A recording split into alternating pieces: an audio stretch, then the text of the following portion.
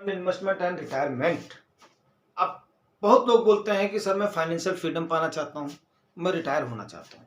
मैं सबसे पहले ये बता दूं, मेरी तो तमन्ना यही नहीं है कि मैं रिटायर हूँ। रिटायर होने का मतलब क्या है? आप हाथ पैर को शिथिल कर देना चाहते हैं? आप काम करना ही नहीं चाहते हैं? नहीं, ये गलत बात है। हाँ, हम काम वो करना चाहते हैं जिसमें हमें अच्छा लगे। आज के टाइम पर बहुत कुछ सुनना पड़ता है, बहुत कुछ सहना पड़ता है। ये आप भी महसूस करते होंगे, ये हम भी महसूस करते हैं। आइए फिर कर लेते हैं इस बात पे डिस्कस। लेकिन उसका दो ही सहारा है। एक तो आपको कमाना पड़ेगा, कमा तो सभी रहे हैं। दूसरा उसको बचाना पड़ेगा, बचा तो सभी रहे हैं अपनी सामर्थ्य के मुताबिक। तीसरा उसको इन्वेस्ट करना पड़ेगा। इन्वेस्टमेंट के लिए आपके लिए जुगानी टॉक्स है। अब मैं एक ग्लंस डाल देता हूं जो कि मैंने आज तक आपको कई सारी चीजें सिखाई हैं। सबसे पहले इमरजेंसी फंड, मैं उस पर जाऊंगा नहीं, उम्मीद करता हूं आपको समझ में आ गया होगा, नहीं आया होगा पिछले वीडियोस देख लेना। तीसरा इंश्योरेंस पॉलिसी, इसको मैं जरूर कवर करूंगा। इसलिए कवर करूंगा दोस्तों कि ये कवर करना बहुत जरूरी है, क्योंकि अभी आज के टाइम पर तो चलो ठीक है, कई सारी चीजें क्लिक पर अवेलेबल हो जाती हैं, लेकिन ऐसे बहुत सारे लोग हैं आपके घर में, परिवार में, समाज में, नात में, रिश्तेदार में, जिन्होंने कई सारे ऐसे प्लान्स लिए हुए हैं जिनको हम बोलते हैं यूलिप प्लान, जिनको हम बोलते हैं मनी बैक प्लान। हो सकता है आप लोगों से में से भी कई सारे लोगों ने लिया हो, लेकिन वो एक्चुअली बहुत बड़े नुकसान में है जिसकी आप कल्पना नहीं कर सकते हैं। किसी दिन इस पर मैं बताऊंगा, लेकिन मैं इस पर वीडियो इसलिए नहीं बनाना चाहता हूं कि ये कई सारे लोगों से रोजगार से जुड़ा हुआ मुद्दा है, बहुत सारे एजेंट्स घूम रहे हैं। सो भाई मैं आपको खाली इतना ही बोलना चाहूंगा कि आप टर्म प्लान लें, कभी भी यूलिप और मनी बैक के चक्कर में ना पड़े, इसमें आपका नुकसान है। और जहां पर आपका नुकसान है, जुगानी टॉक्स आपको अवेयर करेगा। अगर ये लोगों से रोजगार से जुड़ा हुआ मुद्दा नहीं होता तो मैं इस पर डिस्कस जरूर करता, लेकिन मैंने कभी भी जानते हुए भी इसको नहीं किया है। क्यों? क्योंकि आप देखिएगा कि एलआईसी के कई सारे शेयर्स बेच करके गवर्नमेंट भी माला माल हुई है जब इमरजेंसी आई है। तो मेरे ख्याल से अब आप समझ गए होंगे। अगला मैं आपको यह बताता चाहता हूं कि आज के टाइम पर रिटायरमेंट के लिए अगर आदमी, देखिए, इच्छाएं अनंत हैं, जरूरतें अनलिमिटेड हैं, कोई भी वो नहीं है। शरीर को जितना ही आप आराम दोगे उतना ही आराम मांगेगी, बट एक क्वालिटी लाइफ जीने के लिए कुछ एक पैमाना है। आज के टाइम पर जो आदमी 50,000, आज के टाइम पर मैं बोल रहा हूं, 50,000 पर मंथ खर्च कर रहा है ना, उसकी लाइफ स्मूथ चल रही है। गाड़ी से चल रहा है, घर का रेंट दे रहा है, या घर का जो भी है किराया भाड़ा दे रहा है, या अपना घर है। 50,000 में उसके माँ बाप, बीवी, बच्चे, नात, रिश्तेदार को अटेंड कर रहा है, हर चीज उसकी। 50,000 रुपये अगर वो महीने खर्च कर रहा है ना, उसकी तसल्ली से लाइफ चल रही आज के टाइम का जो भारत का सिनेरियो है। ठीक है, अब आज के टाइम पर भारत का सिनेरियो है, तो मैं आना चाहता हूं कि अगर आप रिटायर्ड हैं आज के टाइम पर, तो 1 करोड़ रुपया अगर आपके पास है, ठीक है ना, 1 CR अगर आपके पास है, तो उसमें से आपको मैंने जैसा कि बताया हुआ है, आपको मैं आज फिर बता देता हूं, आप किसी भी इन्वेस्टमेंट से कितना निकालेंगे? आप ओनली द 6%। अगर आप इक्विटी में आप इन्वेस्टेड हैं तो इक्विटी प्लस डेब्ट में आप 6% से ज्यादा कभी भी रिडीम नहीं करेंगे, कभी भी SWP नहीं करेंगे, कभी भी विड्रॉल नहीं करेंगे। नहीं तो क्या होगा कि महंगाई आपके पैसे को खाती जाएगी। इसीलिए मैं एज वाइज कई सारे क्राइटेरिया किया हूं कि किस एज में, किस एज के बंदे को कितना होना चाहिए। मेरे हिसाब से तो 70%, 80% वाले को भी एज के मुताबिक उतना परसेंट इक्विटी में डालना चाहिए। क्यों? क्योंकि महंगाई से निजात दिलाने वाली चीज क्या है? इक्विटी है। अगर इक्विटी नहीं होता तो शायद मैं आपको समझा भी नहीं रहा होता, सीधे बोलता भैया MIS में डाल दो, इसमें डाल दो, बात खत्म हो गई यार, बात करने की जरूरत ही नहीं थी। आज के माथा पच्ची इसीलिए है क्योंकि सीनरियो चेंज हो गया है, और अगर आप जमाने के अनुसार मोल्ट नहीं होते हो दोस्तों, तो मेरे ख्याल से आप अपना भविष्य खतरे में डाल रहे हो, आप अपना बुढ़ापा खतरे में डाल रहे हो। ये बात आप नोट कर लीजिए। 4 दिन की जवानी है, 10 साल 20 साल कहीं पर भी निकाल दोगे, लेकिन दिक्कत तब आती है जब आप 60 साल के बाद में पहुंचते हो। और मैंने अगर कवर किया है तो 25 साल से लेकर के 70 साल तक के लोगों को कवर किया है। ये बात आपको अगर काबिले तारीफ लगती है तो जरूर बताना कि काफी रिसर्च के बाद में जो मैंने 100 माइनस एज का सबका फार्मूला है। लेकिन लार्ज में कितना, मिड में कितना और स्मॉल कैप में कितना।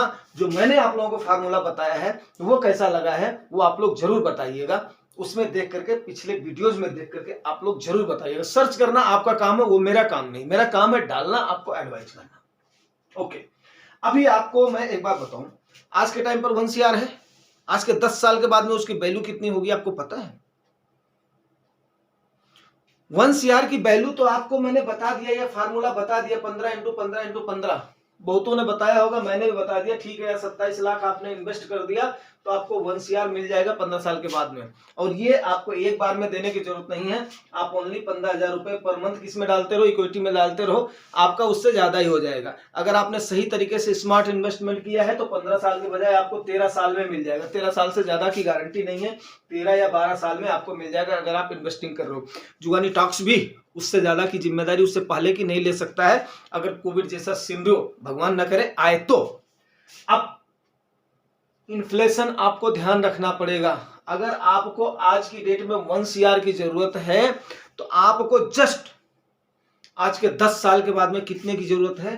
2 CR की जरूरत है। ठीक है दोस्तों, आज के 20 साल में आपको एक्चुअल में फिगर बता दे रहा हूं, 4 CR की जरूरत है। क्यों? क्योंकि हर 10 साल में अगर आपका 1 रुपया आज का है, आज के 10 साल के बाद में उसकी वैल्यू कितनी रह जाएगी? 50 पैसे रह जाएगी। आज के 20 साल के बाद में उसकी वैल्यू कितनी रह जाएगी? 25 पैसे रह जाएगी। तो ये होता है महंगाई। महंगाई को गवर्नमेंट इसलिए बढ़ाना चाहती है। क्यों?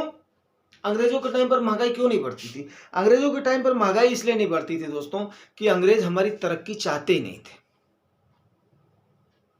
अंग्रेज हमारी तरक्की चाहते ही नहीं थे, और जहां पे अगर तरक्की नहीं चाहेंगे ना, डेवलपमेंट नहीं चाहेंगे, वहां पर आपका इन्फ्लेशन बढ़ेगा ही नहीं।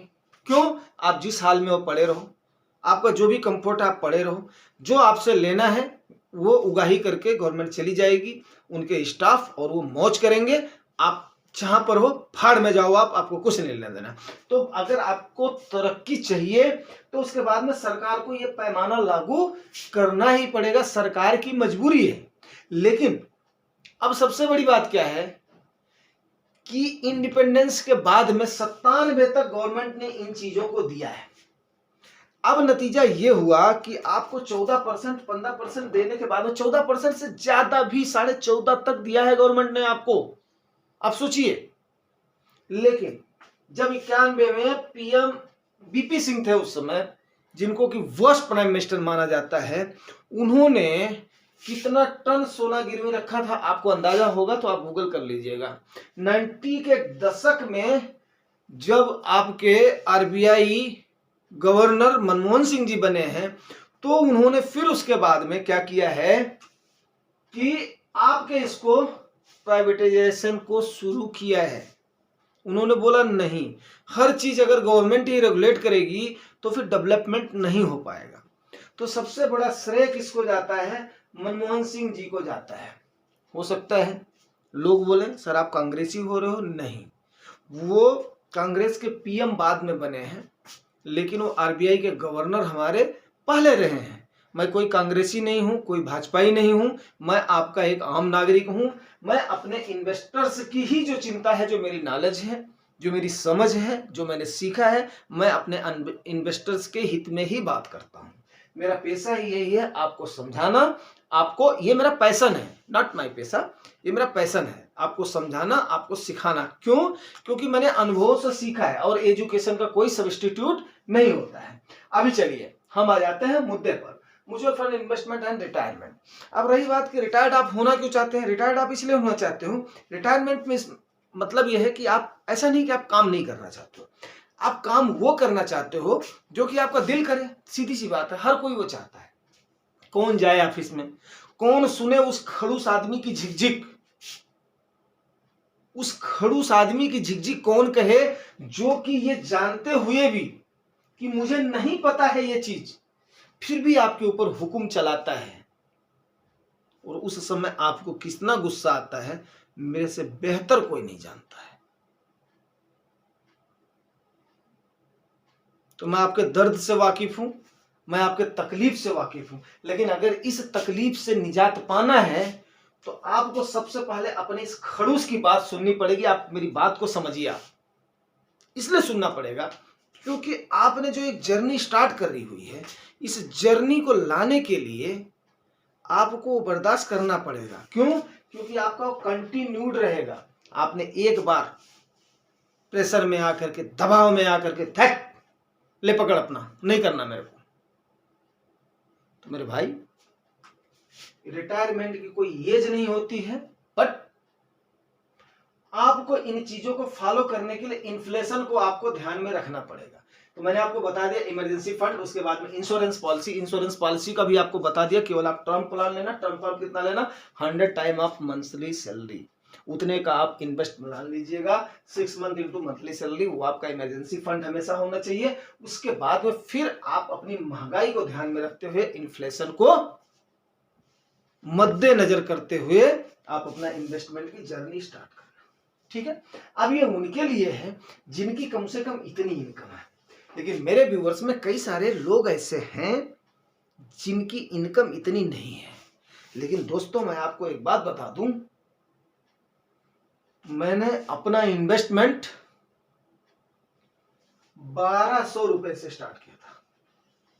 कितने से? 1200 से। मेरी रोल एंड रिस्पॉन्सिबिलिटी इतनी थी, 1200 रुपए से। वो भी मैं अपने आप को काबिल समझता हूं, ऊपर वाले का शुक्रगुजार समझता हूं कि मुझे इतने से स्टार्ट करने का मौका दिया है। और ये 1200 की जर्नी जीरो बढ़ता गया। 1200 से कितना हुआ? एक जीरो बढ़ा, कितना हो गया भाई? 12,000। फिर एक जीरो बढ़ा, इतना हो गया। ये इन्वेस्टमेंट की जर्नी, आप खाली परमपिता परमात्मा का शुक्र मनाइए कि कोई भी आपके ऊपर इमरजेंसी ऐसी ना आए कि जो कि इसमें आपकी पूरी ना हो, या जिसमें आपका सब कुछ चला जाए। इस चीज का ईश्वर को हमेशा साक्षी मान करके अपना काम करिएगा। ये मेरी सलाह मानिए आप अपने इसको तो कंटिन्यू करिएगा। लेकिन आपको कई सारे मौके ऐसे आएंगे जो कि हड़प नीति का मौका मिलेगा। मैं यूपी का हूं, बहुत लोगों को मैंने देखा है, लोगों को हड़पते हुए, लोगों को छीनते हुए। क्यों? क्योंकि वहां पर बेरोजगारी का आलम इतना है। दबंग लोग दबंगई करते हैं, कमाऊ लोग कमाते रहते हैं, लेकिन सफल वही है, मैं अवधि होने के नाते आपको बता रहा हूं, जो सद्भाव समसमाव हमेशा एक जैसे चलता है।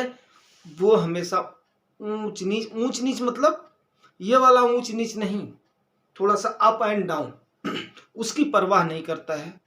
वो अपना काम करता है, ईश्वर को साक्षी मानता है, मानवता में विश्वास करता है। अगर आप मानवता में विश्वास कर रहे हैं और इन सारी चीजों को आप कर रहे हैं ना, तो आपका रिटायरमेंट, मैं रियली बता रहा हूं, रिटायरमेंट मीन्स जैसे जैसे आपके हाथ पैर थकेंगे ना, मेन बात रिटायरमेंट मतलब क्या होता है कि आपके हाथ पैर थकना जब शुरू हो रहे हैं ना, तो आप उतने ही स्ट्रांग फाइनेंशियली होते जाओ और परमपिता परमात्मा आपको इतनी शक्ति दें कि ऐसा कोई व्यवधान ना उत्पन्न हो कि आपके इस कंटिन्यूटी में बाधा उत्पन्न हो। रियली आप देखिएगा, सारी चीजें फुलफिल करेंगे जो कि आपका इन्वेस्टमेंट है। अगर आप म्यूचुअल फंड के इन्वेस्टमेंट कर रहे हैं तो कोई इसमें बुराई नहीं है, लेकिन जो भी आपको ट्रिक्स टिप्स दी जाती हैं, इनको आप फॉलो करोगे तो एक दिन आप अमीरी की राह पर जरूर करोगे। उम्मीद करता हूं जानकारी आपको अच्छी लगी है दोस्तों। अगर अच्छी लगी है तो रिवार्ड जरूर करना, रिवार्ड आपको पता है, शेयर सब्सक्राइब। Thank you.